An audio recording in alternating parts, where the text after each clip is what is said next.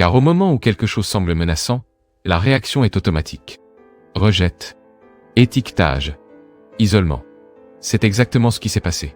Il n'a pas été vu comme quelqu'un qui a amélioré le système. Il a été vu comme quelqu'un qui a déstabilisé le système. Et dans ce contexte, le résultat importe peu. Ce qui importe, c'est la perception. Cela mène à une conclusion difficile, mais fondamentale. Le chemin le plus direct n'est pas toujours le plus efficace.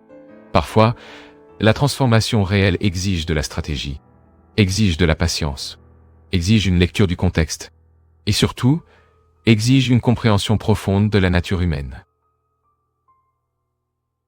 Parce qu'au final, les systèmes ne sont pas faits de règles, ils sont faits de personnes.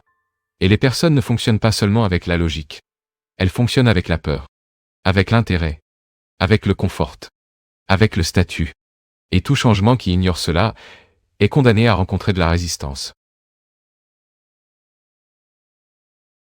Alors, peut-être que la grande leçon ne se trouve pas dans l'éducation, mais dans le fonctionnement de toute structure sociale.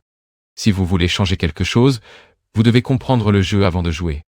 Vous devez savoir qui sont les joueurs, ce qu'ils veulent, ce qu'ils craignent de perdre, et ce qu'ils essaient de préserver. Sans cela, même la meilleure idée peut échouer.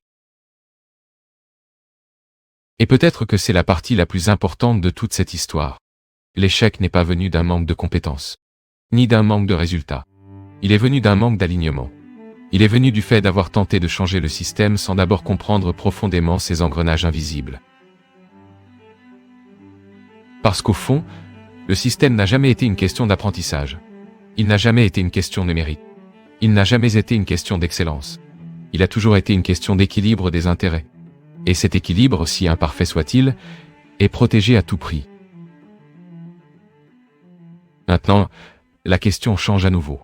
Si vous comprenez déjà le jeu, que faites-vous de cela? Essayez-vous de le changer? Jouez-vous selon les règles? Ou trouvez-vous une manière de l'influencer sans être perçu? Il n'existe pas de réponse unique. Mais il existe une certitude. Ignorer le jeu n'est jamais une option. Parce que lorsque vous ignorez le jeu, vous n'êtes pas en dehors de lui. Vous ne comprenez simplement pas pourquoi vous êtes en train de perdre. L'histoire ne révèle jamais tous ses secrets. Entre ruines, manuscrits oubliés,